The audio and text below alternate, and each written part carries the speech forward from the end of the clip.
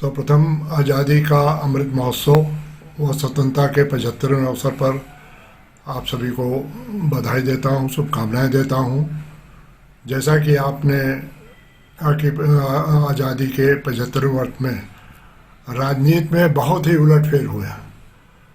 जब शुरू में देश आज़ाद हुआ और चुनाव हुआ, उस समय जो चुनाव की स्थिति थी, लोग पैदल चल करके, साइकिलों पे चल करके अपने प्रचार को करते थे, जनसंपर्क करते थे, और जो धन ना के बराबर उस समय खर्चा होता था।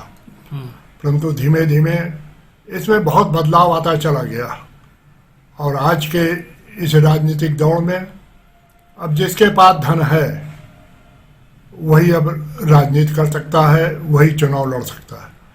आज राजनीति बहुत ही हाईटेक हो चुकी है। जिसके पास मोटर गाड़ी घोड़ा सब है वही चुनाव लड़ सकता है और सेवा कर सकता है। गरीब आदमी जो कि चुनाव लड़ना चाहता है, राजनीति करना चाहता है, वो अब इसके चुनाव लड़ने के बारे में अब सोच भी नहीं सकता है। तो राजनीति के अंदर बहुत बड़ा परिवर्तन इन आज़ादी के 75वें वर्ष में आया है। क्या लगता है? जैसा कि मैंने पहले भी कहा कि अब राजनीति बहुत हाईटेक हो गई है। अब हर तरह के माध्यम से, चाहे टीवी का माध्यम हो, अखबारों का माध्यम हो, या अन्य कोई भी माध्यम, उसके तरीके से अब राजनीति का प्रारंभ हो चुका है। और जब हाईटेक राजनीति होती है तो उसमें चुनाव लड़ने के लिए जिस प्रकार आजकल धन बल का बहुत प्रयोग हो रहा है, वो आज़ादी के पहले इस प्रकार का नहीं देखा जाता था। हर गरीब आदमी जो है चुनाव लड़ सकता था। बहुत से ऐसे उदाहरण आपको मिलेंगे कि जो उस समय चुनाव लड़े साइकिलों से जा करके, जनसंपर्क करके, और उन्होंने खाली देश की सेवा की, अपने विधानसभा की सेवा की, लेकिन वो आगे नहीं बढ़ पाए। और आज कहीं वो जो है ठेले लगवा करके, कहीं पर चाय के स्टॉल लगा करके इस प्रकार का अपना जीवन यापन कर रहे हैं। परंतु आजकल वैसी स्थितियां नहीं है, उसमें बहुत ही बदलाव आ गया है।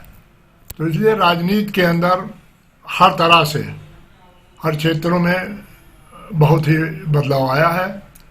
और इस प्रकार को करना चाहिए कि गरीब आदमी भी किसी प्रकार से जो आगे बढ़ना चाहता है, सेवा करना चाहता है, वो चुनाव लड़ करके वो देश का, अपने विधानसभा का, अपने क्षेत्र का विकास कर सके।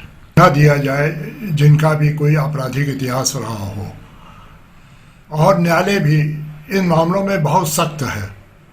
उनका भी बीच बीच में, चाहे हाई कोर्ट हो, चाहे सुप्रीम कोर्ट हो, का गाइडलाइंस आती रहती हैं कि आप उन लोगों को टिकट मत दें जिनके आपराधिक छवि रही हो। और पार्टियां उस पर ध्यान दे रही हैं। अभी भी जो चुनाव हुए हैं उसमें इस प्रकार के लोगों का कम से कम टिकट दिया गया है जिनको की आपराधिक छवि है। चुनाव आयोग भी इस पर काफी ध्यान रखे हुए है, और चुनाव आयोग भी इसके पर पूरा ध्यान रखे हुए है, और समय समय पर दिशा निर्देश हर दलों को देता है कि आप अच्छे लोगों को राजनीति में लाएं, चुनाव लड़ाएं। ऐसे आपराधिक लोगों को राजनीति में बिल्कुल जगह ना दें जिनके ऊपर किसी प्रकार का कोर्ट में या कहीं पर कोई दोषारोपण हुआ है। क्या लगता है कि अब जिस तरीके से परिस्थितियां बदल रही हैं, समय बदल रहा है और एकदम आधुनिकता युग आ रहा है, आने वाले समय में राजनीति किस तरीके से अब अपना स्वरूप रखेगी? धीमे धीमे राजनीति पुनः उसी पैटर्न पे जाएगी, जबकि जनता उन लोगों को प्रेफर करेगी जो कि इनकी सेवा में रहते हैं। धन बल पे कम से कम जो है ध्यान करेगी जनता। आपके भी चुनाव में बहुत से ऐसे प्रतिनिधि चुने गए हैं जो कि गरीब होने के साथ ही साथ खाली जनसंपर्क करते थे, अपनी सेवा देते थे। उस प्रकार के बहुत से ऐसे लोग हैं, उड़ीसा में ऐसे हुआ, जो एक लेडी जीती, वो साइकिलों पे चल करके, आज भी पुरानी एमएलए है लेकिन आज भी वो घर घर पैदल जाकर झोला लेकर के चुनाव करती है, और आज वो उड़ीसा के अंदर मंत्री पद पे सुशोभित है। तो इस प्रकार दिन में परिवर्तन आ रहा है। राष्ट्रपति चुनाव ही एक उदाहरण है। आपने देखा एक दलित महिला को भारत का प्रथम नागरिक राष्ट्रपति पद पे बनाया गया। तो इस प्रकार राजनीति के अंदर बहुत बड़ा बदलाव धीमे धीमे आता जाएगा, और आने वाले समय में पुनः वही लोगों को जनता पसंद करेगी जो उनके बीच के होंगे, जो उनसे मिलते जुलते रहेंगे, जो बिना संसाधन के चल करके संपर्क स्थापित करेंगे। मतलब ये माना जाए कि जनप्रतिनिधि अगर जनता तक पहुंचेगा, उसकी सेवाएं पहुंचेगी, तो निश्चित रूप से जनता भी उसी को ही लाइक करेगी।